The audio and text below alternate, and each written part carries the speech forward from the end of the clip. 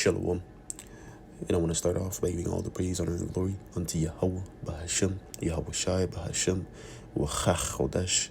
Double honors to my teachers, their apostles, and elders, a great millstone, and salutations to you, Akim, that's out there listening. Push you forth this word with truth and sincerity, and your few Akwath as well, that's listening with sincerity. All right, today, just coming back at you guys through the spirit and power of Yahweh, Bahashem, Yahweh Shai. And you have to be diligent to see the state of your flock.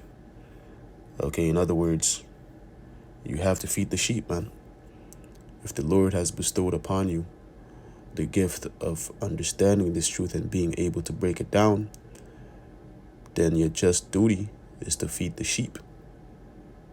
Okay, the Lord didn't just wake you up and, made you able to understand this and break it down for no reason. No, he wants you to go out there and feed the sheep. Okay? And the sheep would be the elect right now, man. Okay? Because that's who were sent forth to basically gather via this word that we are preaching. Okay? Which regardless, all of these people, they have to hear it. But at the end of the day, only the elect's going to hear the word and be basically hooked. Be basically hooked and see that, this is it. As far as the rest of these people, 2/3 of our people, they're going to see this as, what is this?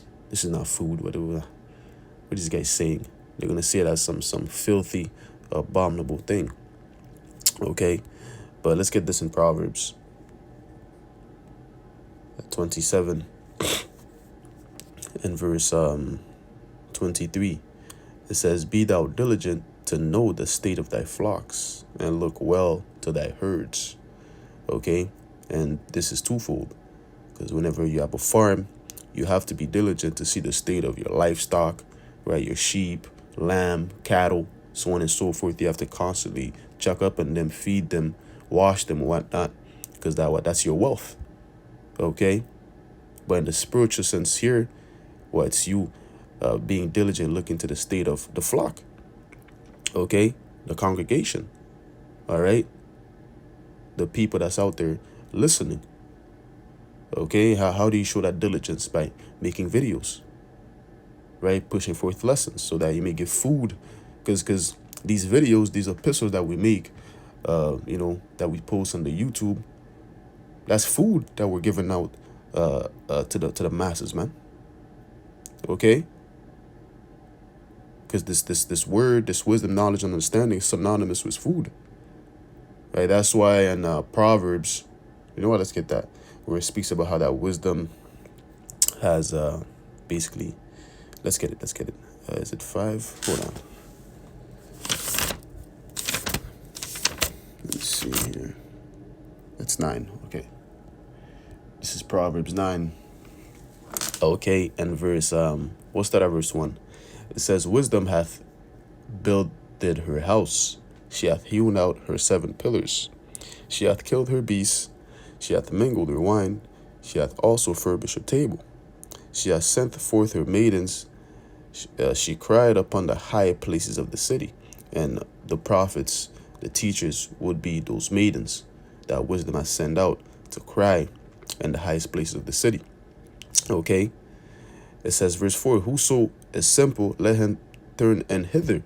And as for him that wanteth understanding, she saith unto him, Come, eat of my bread, and drink of my wine, which I have mingled. Forsake the foolish, and live, and go in the way of understanding." Okay, so hey, that's it. Right? What I stated earlier, how that this wisdom, this knowledge, understanding is synonymous with food, with a feast. And here it is, we're reading it, how that wisdom has basically prepared her table, killed her beasts, prepared the wine, right? Prepared the food. And then here it is, wisdom has sent forth her maidens, which are the prophets, the teachers, to tell the people, come eat of this food, right? And that's basically what we're doing.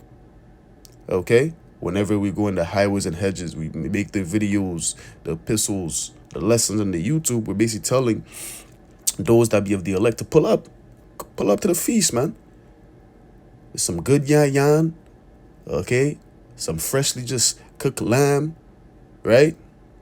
Yeah, that's what we're telling them. And then those that be of the elect, they're going to understand and see, yo, shit, yo, yeah, this is a feast. Yo, let me pull up and get fed. Okay?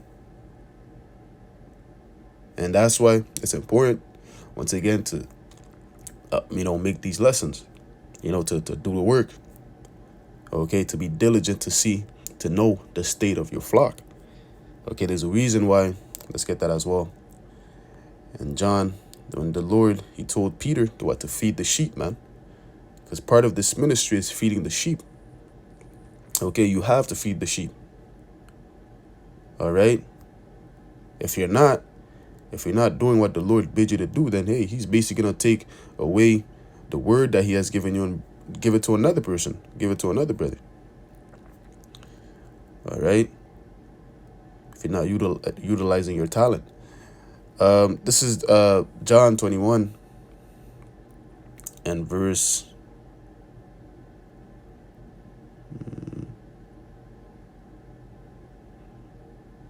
is it 16? Hold on, bear with me for a minute. Yeah, John 21 and we'll start at verse 14. It says, "This is now the third time that Yahushua showed himself to his disciples after he was risen from the dead." It says, "So when they had dined, Yahushua saith to Simon Peter, Simon, son of Jonas, lovest thou me more than these? He saith unto him, Yea, Lord, thou knowest that I love thee. He saith unto him, Feed my lambs." Right? So Yahushua asked Peter if he loves him. And Peter said, yes, right? And he's like, yo, if you love me, then feed my lambs. Okay? We're not here to just do lip service, claim we love the Lord, and we're not doing what he bids us to do. Love is shown forth through actions. All right? So we have to demonstrate that love by putting forth action and doing what the Lord told us to do. This doesn't only apply to Peter. This applies to all the disciples, okay? Trickle on down to the prophets that are here today, man. This applies to us too. We have to feed the lambs, all right?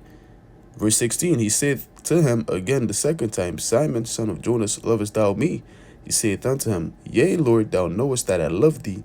He saith unto him, Feed my sheep. The second time, he told him the second time, right? Verse 17, he saith unto him the third time, Simon, son of Jonas, lovest thou me?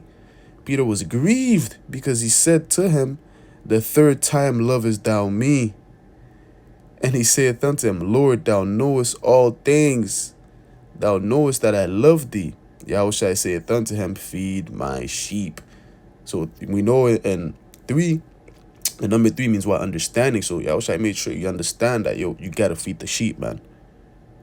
Okay? So likewise to us, we have to feed the sheep. If you're not diligent to tend to your herds, they're going to die off.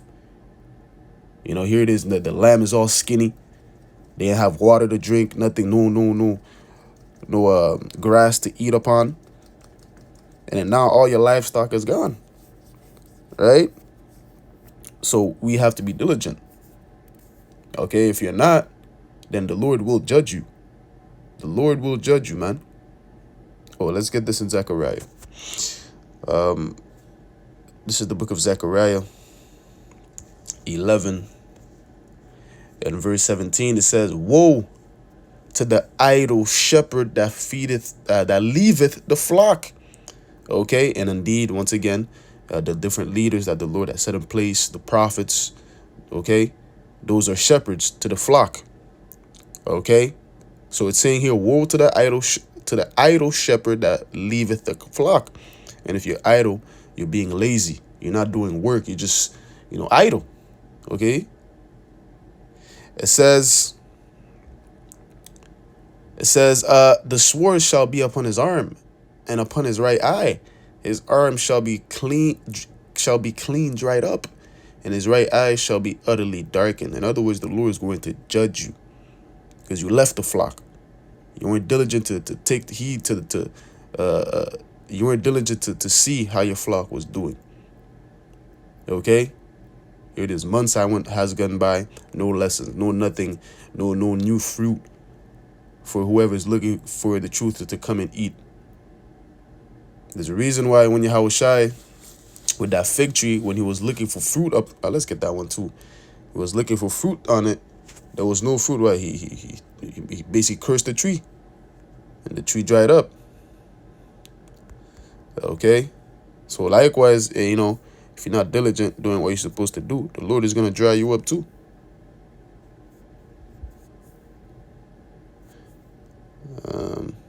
Yeah, this is Matthew 21 and verse 18. It says, "Now in the morning, as he returned into the city, he hungered," referring to Yahushai, right?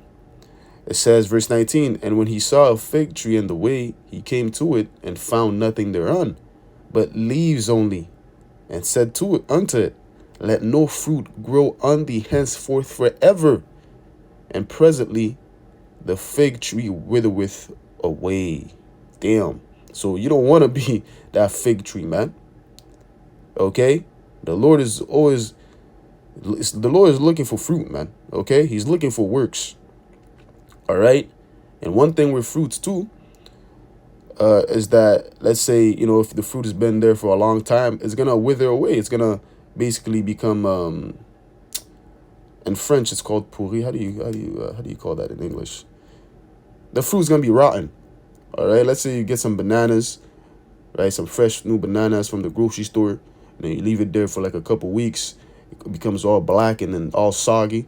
It starts withering away. So therefore you have to get new bananas, right? So likewise, with the lessons, with the work that we put out, it's the same thing. Okay? The Lord is always looking for new work, new fruit that ripe. All right? And I'm not saying that, your old lessons are not valuable. They're still valuable. But the thing is just that it's what you have put in most recent. That's what that counts. Because when the Lord comes, and then here it is, you haven't done anything for like months, years, and the Lord comes, and then now you want to get right. And then you start, "Oh, Lord, I prophesied in your name last year. I made a heavy lesson. I got major comments on the comment board. How was edifying, Lord." The Lord's going to look at you and say, "I don't know you." Okay? I'm looking for new fruit, not no old shit. Right? It's what you put in now that matters, the most recent work. So that's why you have to be diligent, man. Let's look up that word diligent, real quick.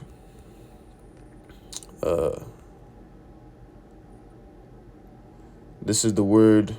Well, let's read diligence. It says diligence in the etymology online. It says constant and earnest effort to accomplish what is undertaken. You see, it's constant, and you're earnestly putting forth your effort to accomplish it. So in other words, it doesn't stop. When something is constant, it's flowing, it's constantly going. Okay?